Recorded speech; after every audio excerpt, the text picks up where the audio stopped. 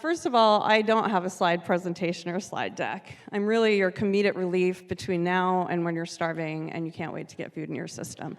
So, so don't expect any big thoughts out of me. No, I'm just kidding.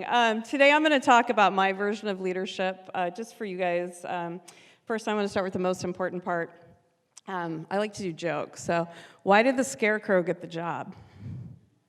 Because he was outstanding in his field. Oh, come on. So my boss told me you got to dress for the job you want, not the job you have. And so now I'm sitting in my boss's office getting ready to go into a disciplinary meeting dressed as Wonder Woman. Wah, wah. Okay, you're awake. Just want to make sure. All right, just for the photo op, because I really like this Corona bump that everyone's been doing. Can everyone just reach over to your neighbor, give them a little Corona bumps, say, hey, thanks for being here.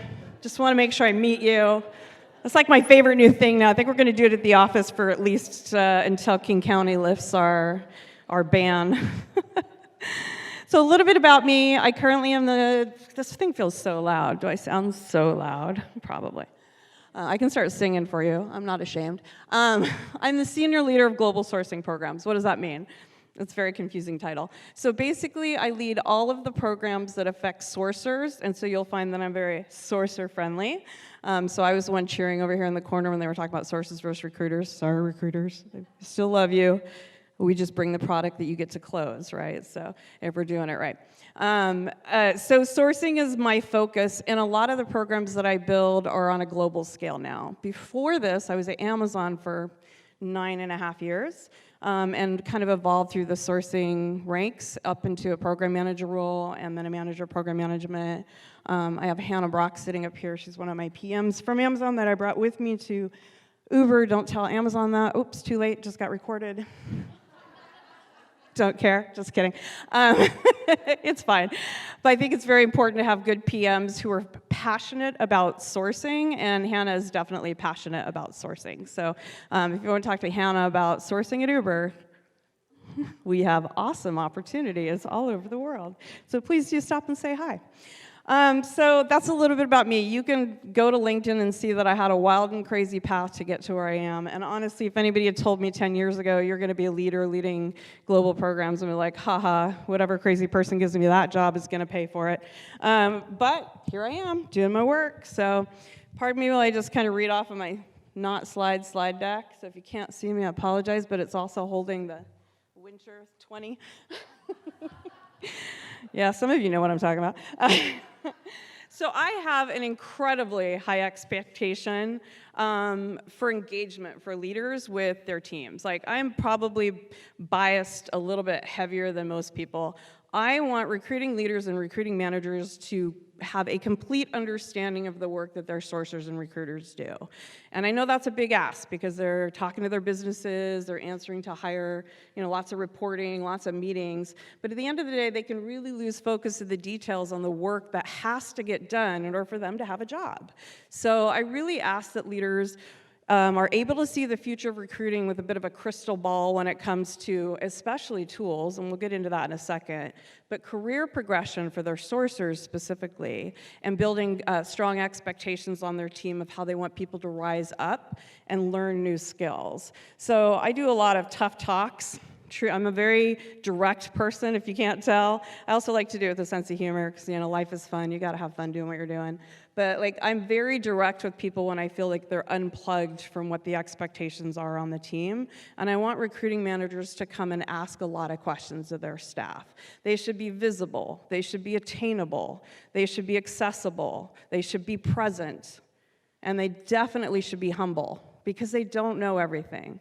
So just a show of hands in the room, who's an independent contributor in this room? Awesome. Who leads a team of at least 2 people?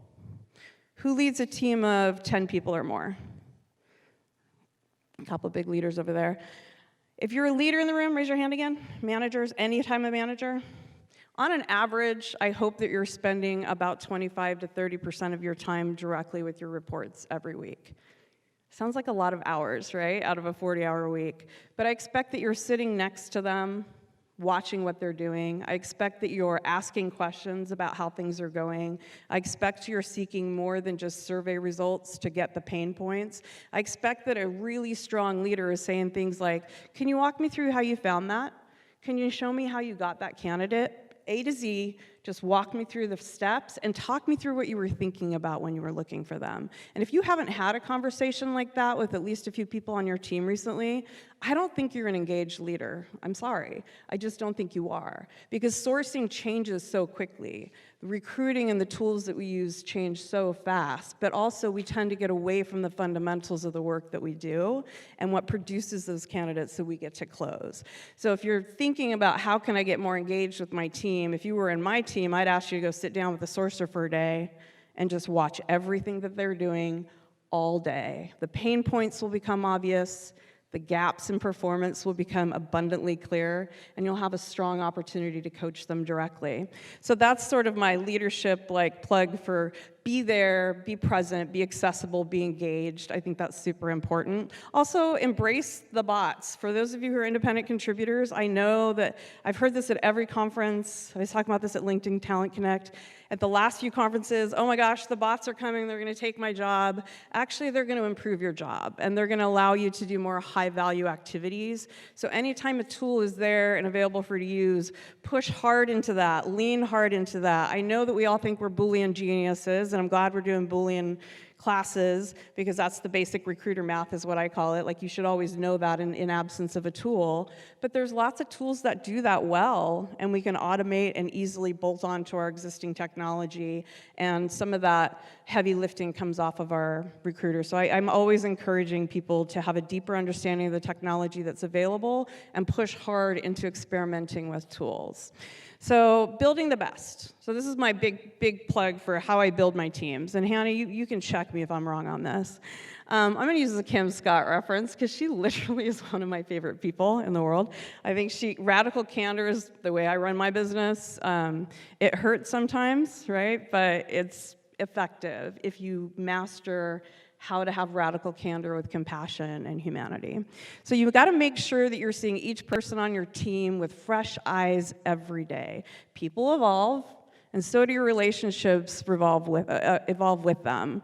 So you have to care personally, and don't put people in a box and leave them there. Here's a good example. I have a recruiter that's really bombing it. Sorry, a sourcer who's really bombing it. Productivity is gross. You have to have that uncomfortable conversation with them. You have the uncomfortable conversation with them. Maybe you're being pushed by HR, your leadership, to start culling the less productive people on your team. I generally find, and I think it was wonderful to talk about burnout when I was listening to David's talk earlier and looking at his slides, that burnout capacity is so important that you understand how to catapult people out of burnout.